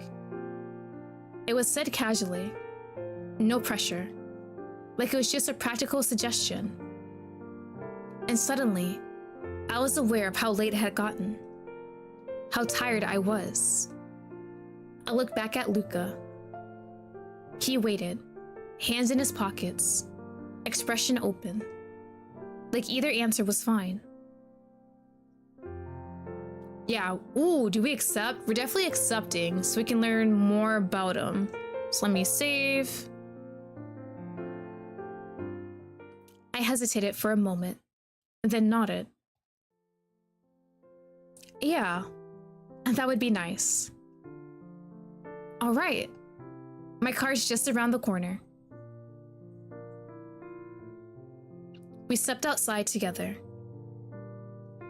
The street felt quieter now, most windows lit, the city settling into its evening rhythm. Luca unlocked the car and walked around to open the passenger door for me before I could even think about it. Oh, thanks. No problem. The inside of the car was warm, faintly smelling like coffee, and something clean I couldn't quite place. I buckled my seatbelt while he got in, the door closing with a soft final sound. And then I noticed it. The backseat was full of 5-year-old evidence. Toys scattered everywhere, a booster seat, a colorful water bottle rolling slightly with the movement, even a small blanket folded near the door. I tried, really tried not to react. I failed. Looks like Sophia's living in your car. He laughed, a little sheepish. That's honestly kind of cute though. He really does care about Sophia, and she loves him too. Looks like you two spend a lot of time together. Not that much, but she adores you. Mostly on weekends. Sometimes, I pick her up from kindergarten when her mom is busy. That surprised me. My sister has never asked me to pick up Sophia. Not once. I don't know why the thought stung, but it did. A small ridiculous flicker of envy rose in my chest. For some reason, I wanted to be the one she liked most.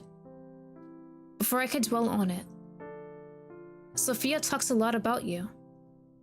I blinked. Really? What does she say? He hesitated, eyes still on the road. She brings you up anytime she can. My chest tightened a little. Now I'm curious. Tell me. Another pause. Then, carefully. Oh, bro, nah, you trying to flirt with me?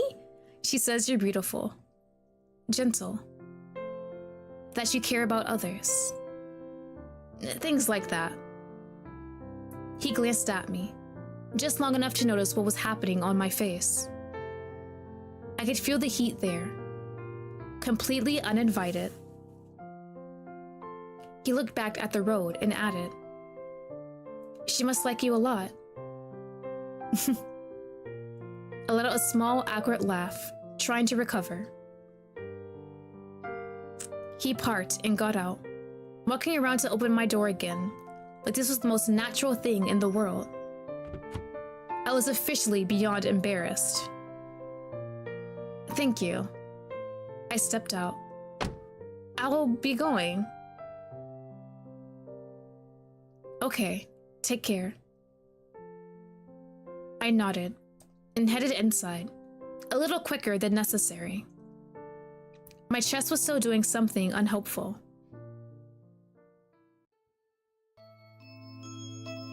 Yeah, there we go. There's the Yandere-ness there.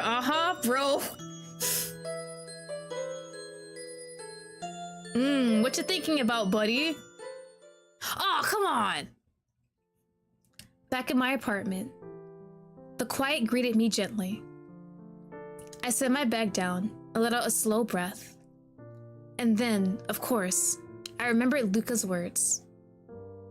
You're beautiful, gentle, that you care. Oh, there's a manipulative part of him. Oh my god. Give me the compliments, but masking it as saying that Sophia said that. Oh my god. Bro's actually gonna win me. No, that wasn't right. Those weren't his words. Are we sure about that? He could have just been lying. They were Sophia's. What Sophia thought of me. So, why is he remembering them like that? Bro, he's actually good at manipulation. Holy shit. Why is my heart doing these useless pounding? Like he was trying to make a point I'm actively refusing to hear. I shook my head and headed straight for the bathroom. A shower. That's the solution. Hot water, shampoo, thoughts dissolving down the drain. Very practical. Very adult. It worked. Mostly. By the time I was in bed, hair still slightly damp, I felt calmer. I closed my eyes, ready to finally sleep. And then... Oh, bro, yeah, he's gonna be on our mind all night. You're beautiful. I groaned into my pillow. I turned onto my other side, pulling the blanket up, closing my eyes tighter, like that might help. It didn't. The words kept looping in my head. Eventually, exhaustion won. Or maybe, my mind just ran out of energy to argue with itself. Either way, I fell asleep, still slightly annoyed, and far more flustered than I'd ever admit. Ooh, chapter complete, back home.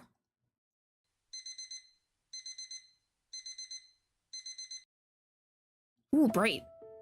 Morning came faster than I expected. I woke up before my alarm, staring at the ceiling for a second. A little confused by the unfamiliar feeling in my chest. Energy. Actual usable energy. I sat up waiting for the usual heaviness to settle in. The reluctance, the mental bargaining, the quaint dread of another workday. It didn't come. Instead, I swung my legs out of bed and stood, stretching without thinking about it. Hell yeah! Our nice weekend away and just spending time with family really did wonders to our mental health. My body felt lighter. Not rested exactly, just willing. Outside, the city was already awake. Cars passing. Voices drifting up from the street. Life moving forward whether I was ready or not. This time, I was. I showered quickly, got dressed, and even took a moment to choose what to wear instead of grabbing the first thing within reach. My reflection looked the same as always, but something about my expression felt different.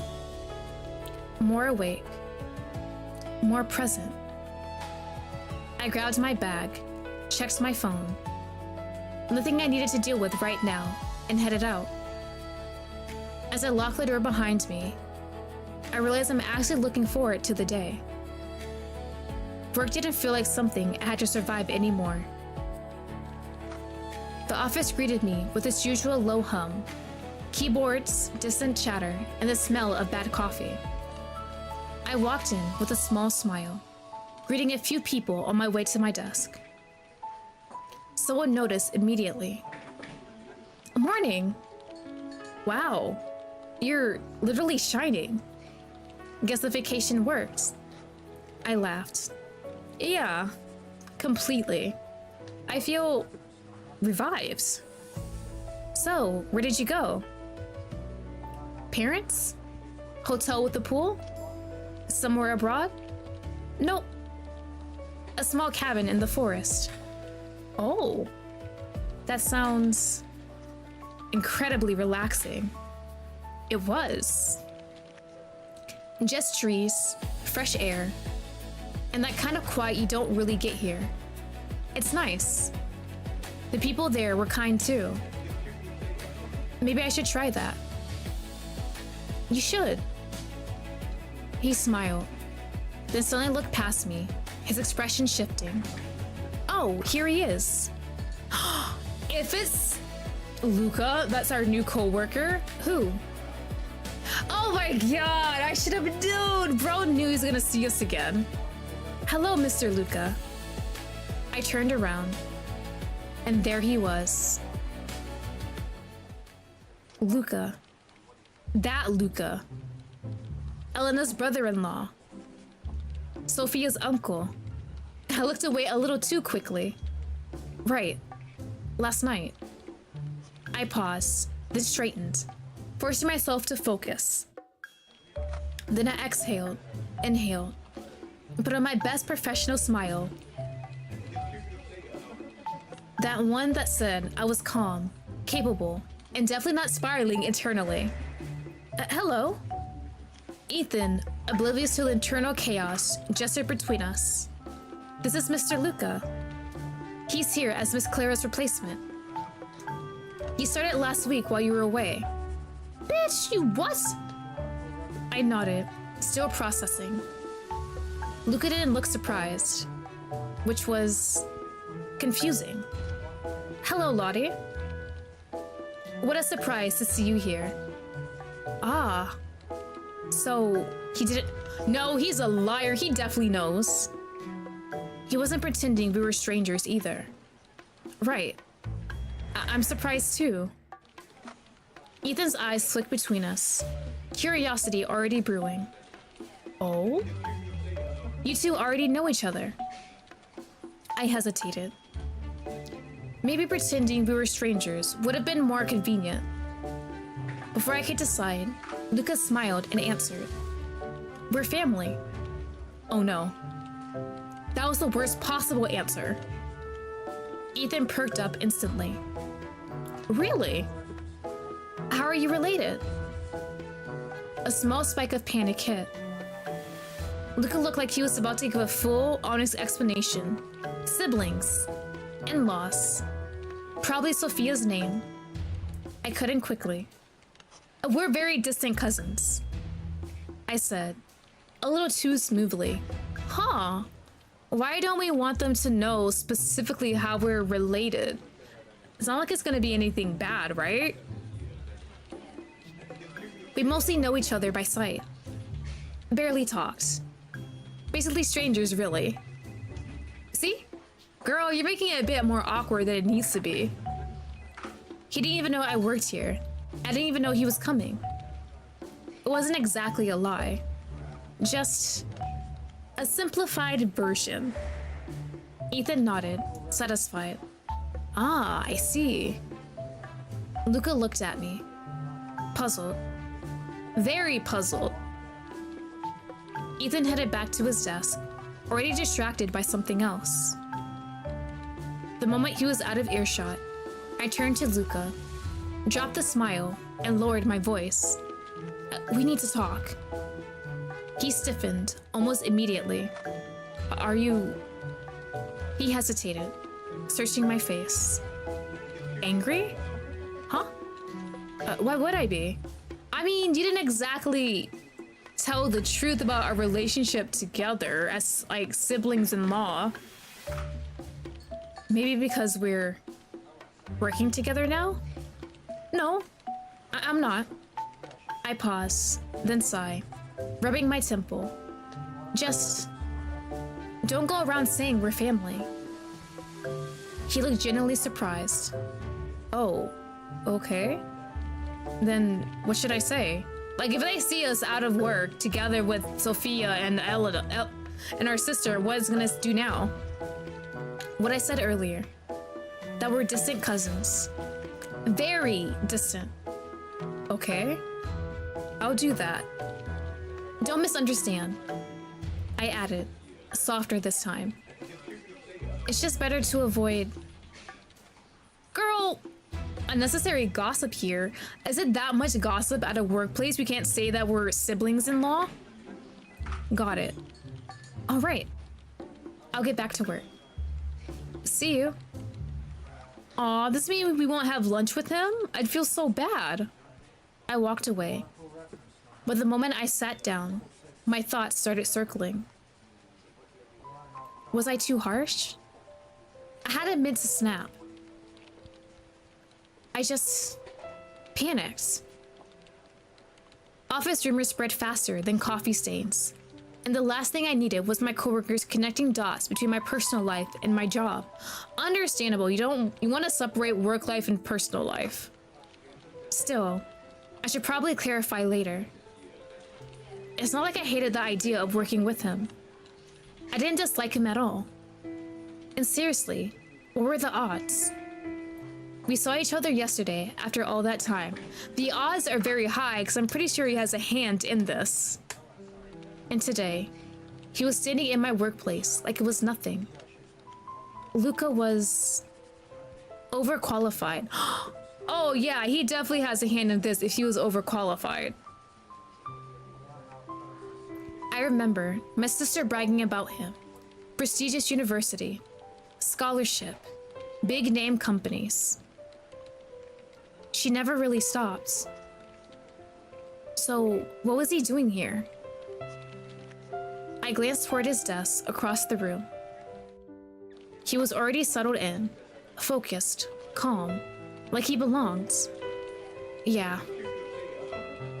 The more I thought about it, the less I wanted to overanalyze.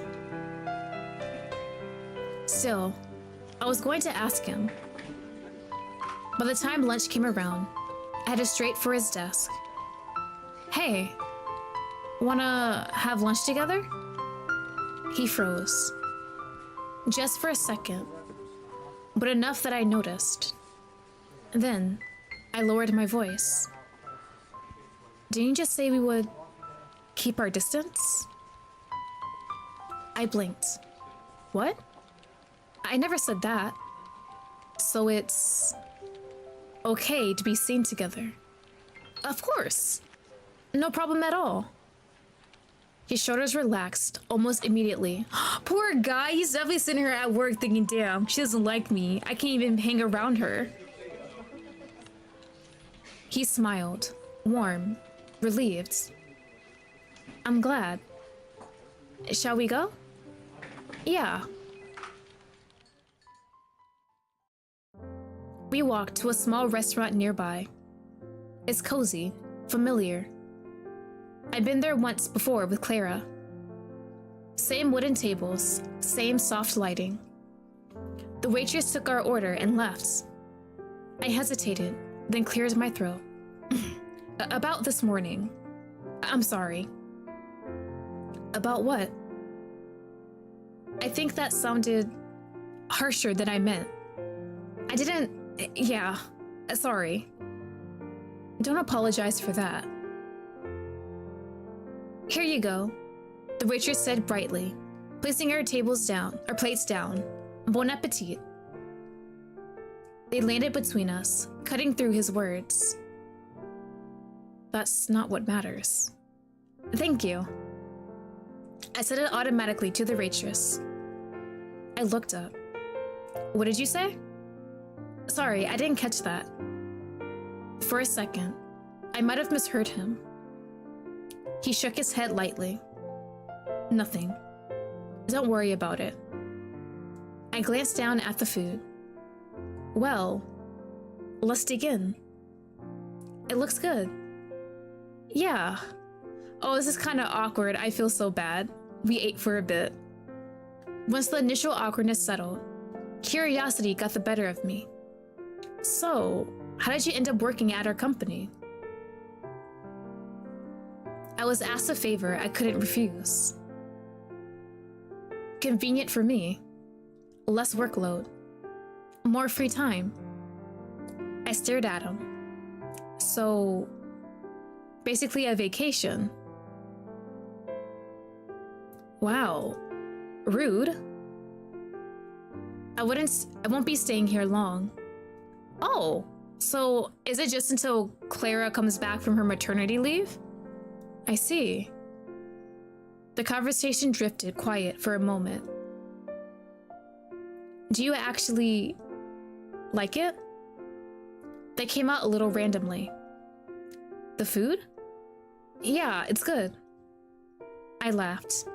No, being an IT engineer. He thought for a moment. I don't know. I'm just good at it. Then how did you get into it? He exhaled softly. It's a boring story. Let me decide that. Please give me some backstory. If you feel like telling it. He looked at me, a little surprised. If you want to hear it, I can tell you. He paused. I'm listening. I stayed quiet. I used to play a lot of online games back then. Kind of got into computers because of that, I think. And at some point, a friend and I started messing with the game server. We ended up breaking it. Bro, you broke into it? For real? I got caught. Oh, bro, ended up at the police station with my brother. Ouch. I was released pretty quickly. We didn't do any real damage. Just broke their security. We were just messing around, I guess. He smiled faintly. That day, I told my brother I'd try to use it for something better. I didn't hesitate. That's not boring at all. I think that's really nice. He looked down, ears slightly red. Oh, don't give me that smile and do not blush in front of me. What about your friend? What happened to him? I don't know. We were online friends. We used to play together all the time. But we really didn't know much about each other. After that incident, we just lost touch. I see. Are you curious about what he became? He considered it. Never really thought about it. This is actually the first time I've talked about him. I smiled. Is that a bad thing? He shook his head. Not really. You just notice things people don't. I laughed. I was just curious. He let out a soft laugh. Most people just assume it's about money or ambition when it comes to IT. So they don't really ask. Right. I hadn't pictured him saying something like that. What about you? Me? Why did you become an IT engineer? I made a face. My story is really boring. I doubt that. No way. I'm not telling. He let out a small laugh.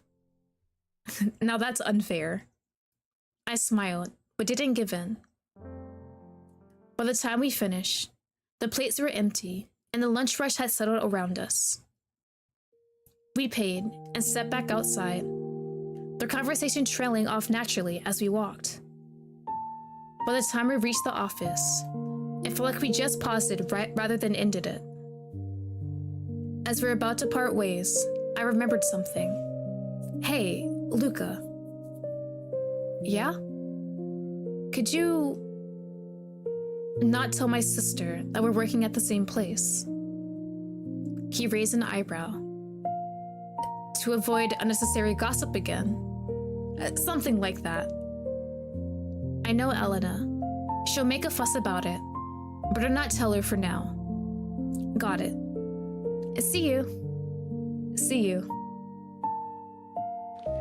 Back at my desk, I dove straight into work. There was a lot waiting for me, more than I expected. But for once, it didn't feel overwhelming. I found a rhythm, settled into it, and before I knew it, I was actually enjoying myself.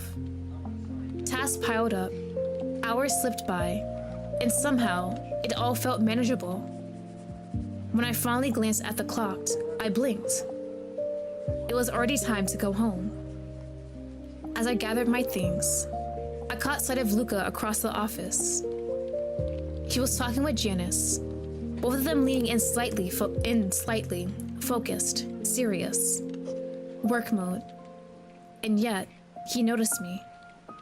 He looked up, smiled, and gave a small wave. The kind that said goodbye. See you tomorrow. I waved back awkwardly and slipped out. I let out a small sigh once I was outside. Great. Now people definitely know we know each other. I think it should be fine. Not just know each other. We have across the office know each other. Even Jen has probably noticed. Maybe it's not that bad, I told myself. I had a good day. A really good one. Because I rested during my vacation. Because I saw my sister and Sophia yesterday. Because Luca was there. Okay. I couldn't believe I just added that last one. I never expected to enjoy his company. We're not close. Just yesterday, we were almost strangers.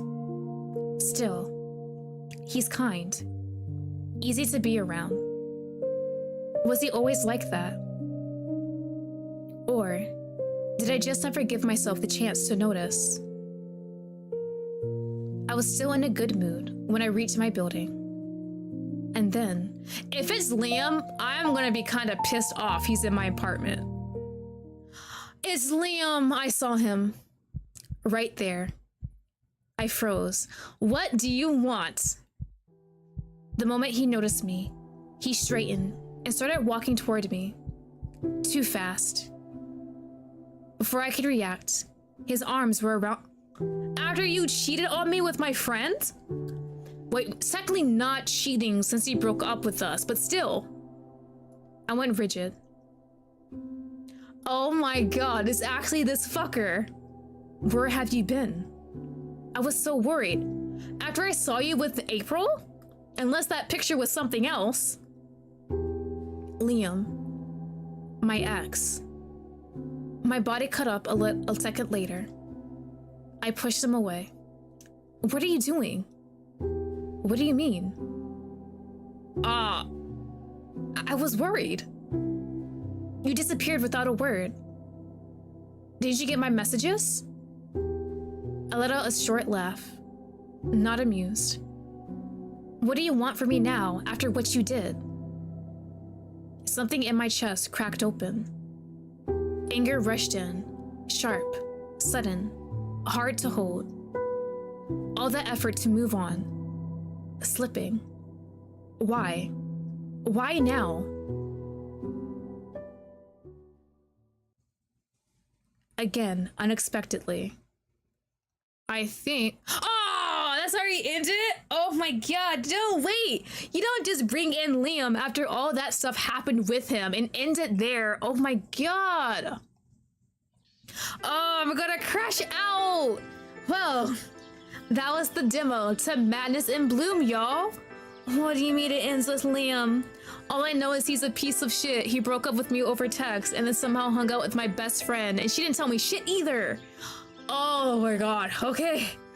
That was a lot of fun. I adored that one. I think Luca might be my fave right now. I enjoyed his interactions a lot more. We didn't have too much with James when we were at the cabin, because when you go through the chapters, it does tell you some of the chapters are not there in the demo. It's just like a base of getting to know the characters and the story a bit. So we do need to know a bit more about James, but he's a nice, sweet guy. We rented his cabin. We're hanging out with him. He let us hug him. Yeah, he's pretty great. Luca's best boy for me right now. He's cute. He's 100% manipulative. I guarantee you, he somehow found a way to like bribe himself or get into that job position that Clara left voided while she's on maternity leave to hang out with us. Cause that look he gave us when we went into our apartment, sus as hell. And he's so good at being manipulative too. Like, holy crap. Just using Sophia as a means to compliment us to kind of bring down our guard. Bro, and we thought about that forever. Liam's a piece of shit. I don't trust this man at all. I really want to know what excuse he has for breaking up with us and then somehow getting with our best friend after the broke-up, not even like a day or two after, because that is wild as hell. Yeah, that is Madness in Bloom's demo. I really enjoyed it. As always, I've left links in my description to the itch.io, Steam, and Twitter page if you're on Steam. Don't forget to wishlist the game if you're on itch.io. Rate, comment, what have you. Let the creators know how much you enjoyed it. I am looking forward to whenever the next update is, or if the game's just going to be fully released. Had a lot of fun. That should be all of the streams for this week. Definitely my next schedule will be up on Sunday. As always, look forward to that. So that's it for today's stream, everyone. Hopefully you guys all enjoyed it, and I'll see you guys all later. Bye bye!